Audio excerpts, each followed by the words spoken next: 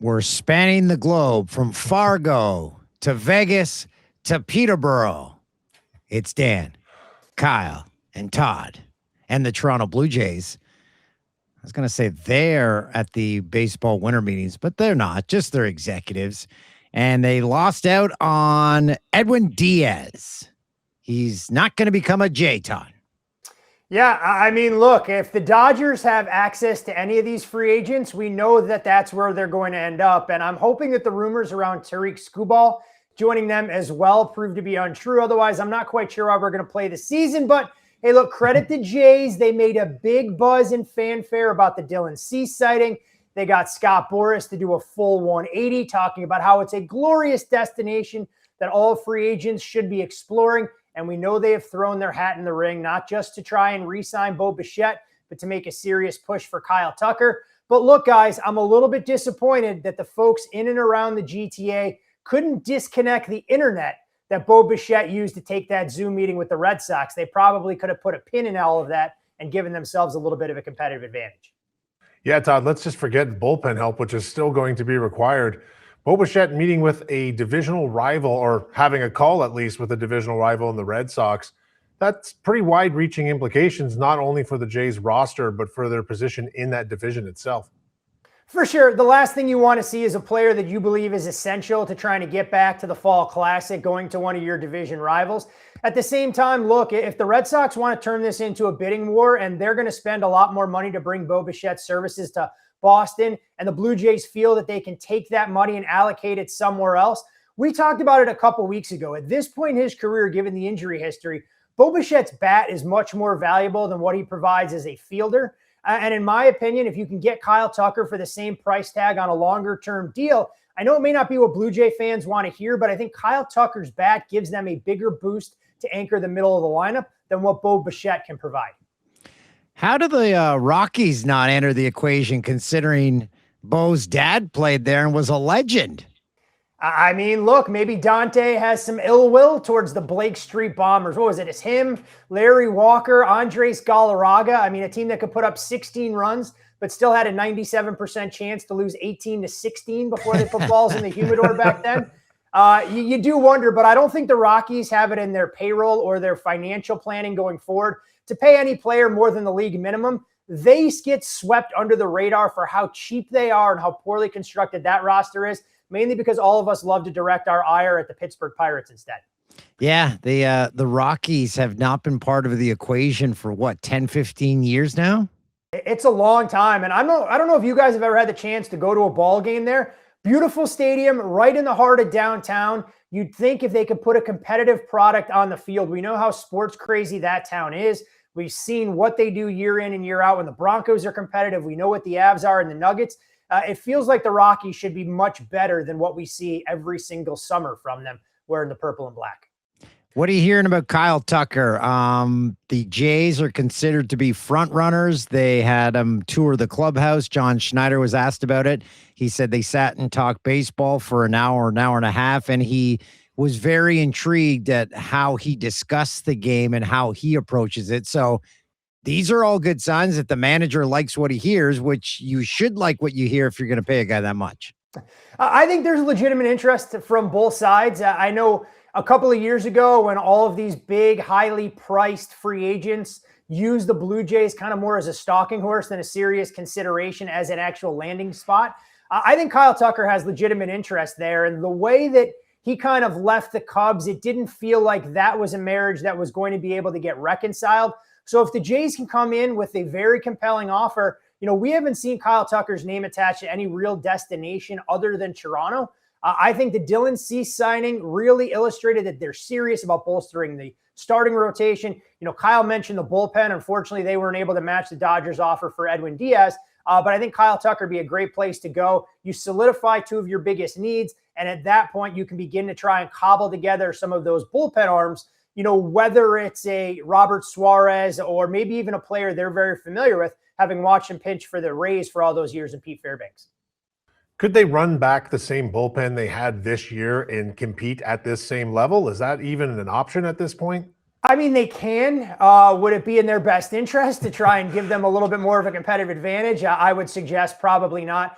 But that's the one thing, and I don't envy any general manager in Major League Baseball when they're trying to put together a bullpen that they think can get them across the finish line. It's arguably the most volatile position, maybe not just in baseball, but all of sports. I mean, you see guys coming from off the pace that put together career years. We see closers that are throwing gas, not be able to locate the strike zone the following year. So while it is such an important part, especially the way the game is played now, where starters may give you 5 to 6 innings, let alone in the postseason where they get the quick yank after they record 9 outs, I'm just always reluctant to spend a lot of money on that spot when it's a position sometimes that you can address throughout the season, calling guys up from AAA or potentially doing things at the deadline if it's an area of weakness when the games start to mean a little bit more.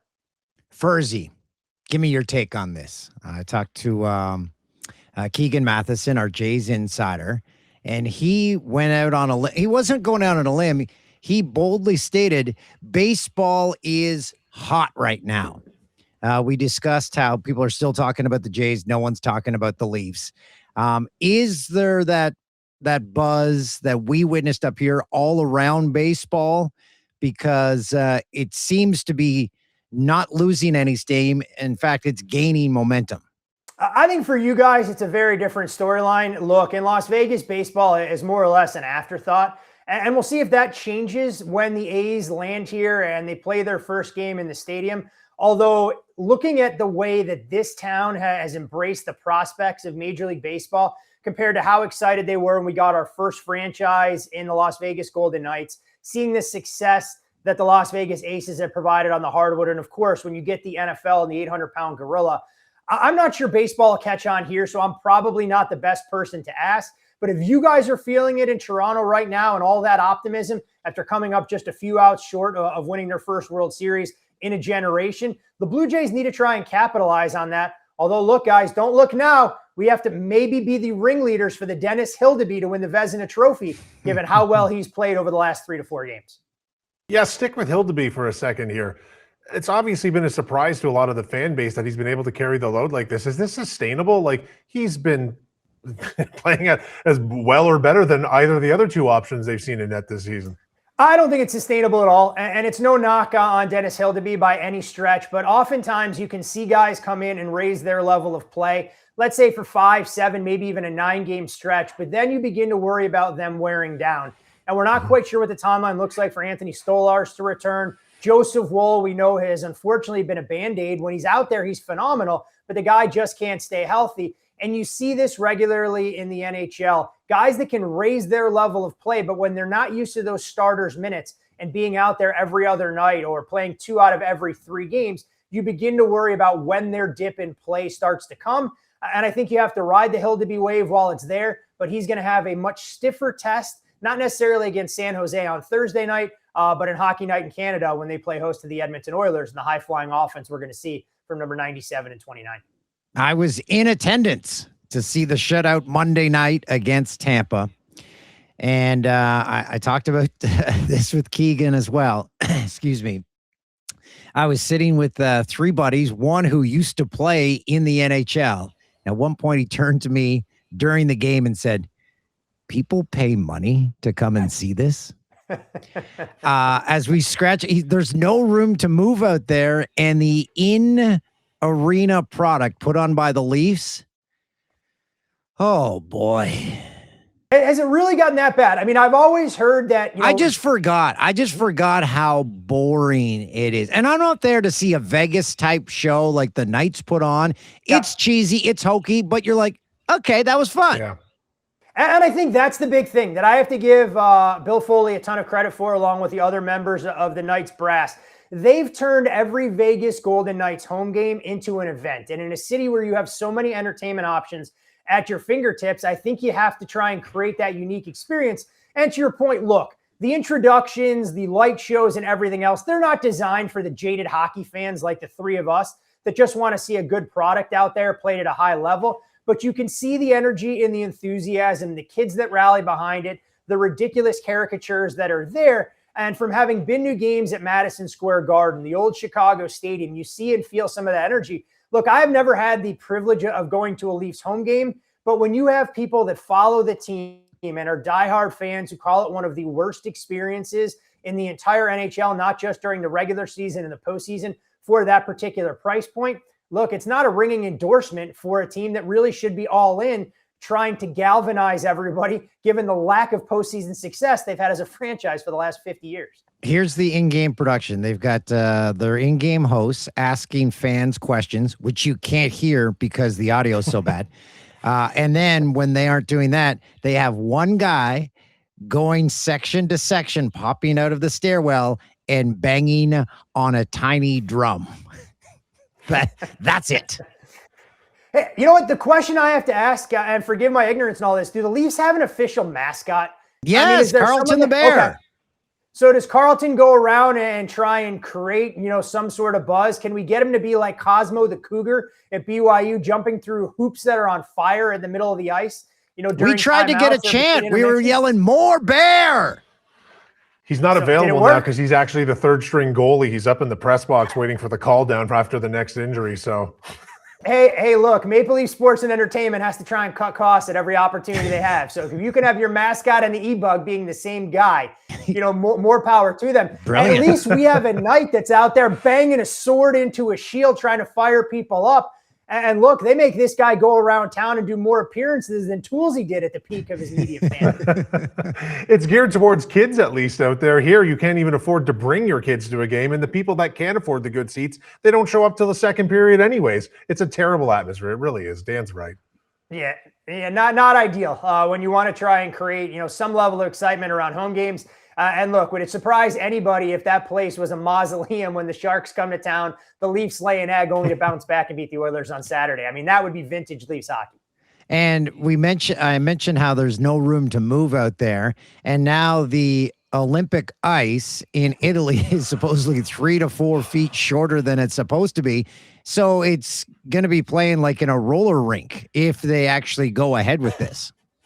I mean, it's not like the Milan Cortina area has known they were hosting the Olympics for 6, 8, 10 years. I'm glad it snuck up on them as quickly as it did.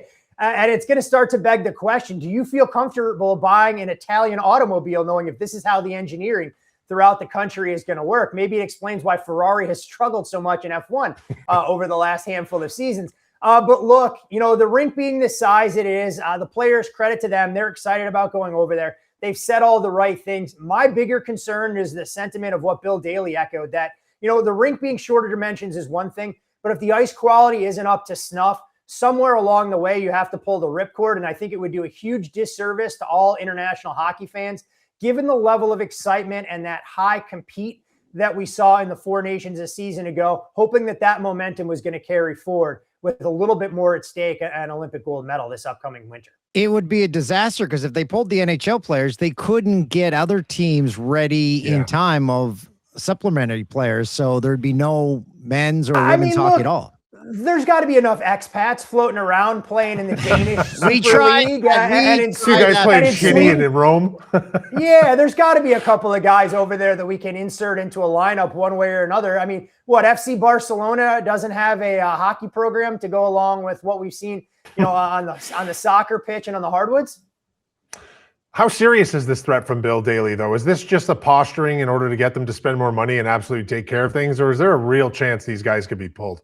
I'm interested to see. My feeling is that I'd say a 5% probability now. But if they go out there and the test events don't go well, or the women's tournament that starts before the men become the sacrificial lambs, and you hate to say that, the NHL is going to be watching. And if there are major divots and the ice quality isn't what they've grown accustomed to, the league is going to kind of be backed into a corner. So it's not necessarily a boardroom that I'd want to be in, being responsible for making those decisions. But I do think if they're making these comments publicly, there are legitimate concerns from all 32 owners, along with the NHL Players Association on top of it. Todd, at the start of the NFL season, when you looked at the schedule and you saw week 15 and you saw Bills and Patriots, did you predict that, that's going to be the game to watch in week 15 on that Sunday? I did not, but here's the one interesting thing about what we've seen from New England so far this season, guys. I know people are a little bit surprised at how well they're playing. If you went through some of the look-ahead numbers that I know a lot of sports books published before the season, The Patriots were listed as a favorite in 11 games coming into the year. So their win total was a lot higher than people anticipated. We knew there was buzz around Mike Vrabel. Now, did I think that they were going to have an inside track to be the number one overall seed in the AFC or win the AFC East? Absolutely not. I don't have a New England Patriots ticket in my pocket whatsoever. But this team playing as well as they have, I think is just a credit to what they've done organizationally and the performance they've had from Drake May. But this game means a hell of a lot more, at least on the surface, to the Buffalo Bills trying to salvage a series split for the season than, in my opinion, it does the Patriots. But it will no doubt be must-see TV. I just wish I had a more compelling betting angle to make on this game, with a total sitting where it does and a game that's hovered right around a pick 'em since the number opened on Sunday evening. Bit of a futures question for you, Todd. NFL Comeback Player of the Year. Is it definitely Christian McCaffrey at this point? I don't think it's definitely Christian McCaffrey. I think Dak Prescott has a legitimate claim to be made if the Cowboys are able to get themselves right back in the mix to win the NFC East, given the Philadelphia Eagles' struggles. So Christian McCaffrey deserves to be the favorite. But if you dig into some of his efficiency numbers, especially as a running back this year, look, his utilization is through the roof, and he's meant the world to this 49ers offense as they've dealt with a rash of injuries. But I'll make a case that Dak Prescott should be neck and neck with him. And I think if I was looking at one of those two players, I'd be much more inclined to make a case for Prescott than I would another aging veteran who apparently may make his NFL debut as early as this weekend. I would not be betting 44-year-old Phillip Rivers, who's just using his tryout and getting added to the practice squad as an excuse to escape his family of 17.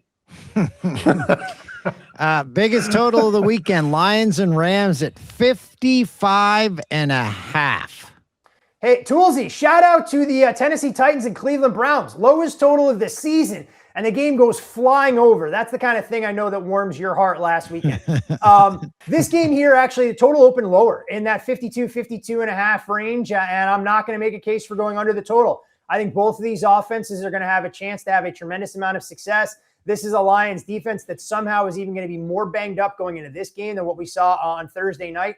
And the one luxury you have if you're betting an over in this game is that both these teams are more than capable of chasing if they find themselves down 10 to 14 points. The worst case scenario for this game to be a little bit lower scoring than that total suggests is that these two teams want to commit to the ground game. They want to be methodical. But I think the Rams realize what's at stake for them to get that number one seed in the NFC. They'll have a short week playing the Seahawks on a Thursday night. And if Matthew Stafford can continue to put up gaudy touchdown numbers, he'll have the opportunity to win his first MVP of his career. So I actually lean over the total here. I just know it's not the best of the number at 55.5. Todd, can Taylor Swift really marry someone that doesn't make the playoffs?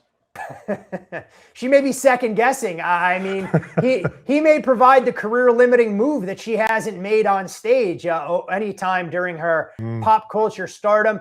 But look, this is a Chiefs team that you saw some of their vulnerability last weekend on Sunday Night Football. I mean, Andy Reid immediately having buyer's remorse, electing to go for it on fourth down for the first time in a tie game, I believe, in the last 10 years of his coaching career, given how well his defense has played. But they still have a lifeline, and it has to start with a win this weekend against the Los Angeles Chargers. Otherwise, they'll essentially be mathematically eliminated. And I do think the Chiefs come out, play full of piss and vinegar. They'll get the Chargers on a short week. Justin Herbert a little bit banged up. And I actually like the Chiefs to cover this weekend, looking to lay that 4.5. Todd, let's end with this one. The controversy from last week, Broncos and Raiders. Raiders kicked a last-second field goal for no reason. The point spread was 7.5. It finished 24-17 because of that field goal. Your take? Game also went over the total with that late field goal as the total closed anywhere from 40 to 40.5. Look, it's the right football play. I know some prominent media personalities have gone on tirades that aren't exactly becoming for men their age, but that's a different discussion for a different day entirely. Look, when you're the Raiders, they were gifted the opportunity to kick that field goal because of the delay of game that was called on Brendan Jones. If the Raiders make that field goal and there's 1 second left on the clock, that's the only way that they can have a puncher's chance to pull off the most improbable of improbable comebacks in that spot. So I have no issues with the Raiders kicking the field goal. It's the right football play, and weird things happen all the time in professional sports. It wasn't because Pete Carroll had parlayed the Raiders to the over, and he was looking to try and supplement his severance out here in lovely Las Vegas, knowing that he's only got a couple more games he'll be able to coach on that Raiders sidelines. Thanks for putting that to bed, buddy. I do what I can, although nobody listens to me. See you next week.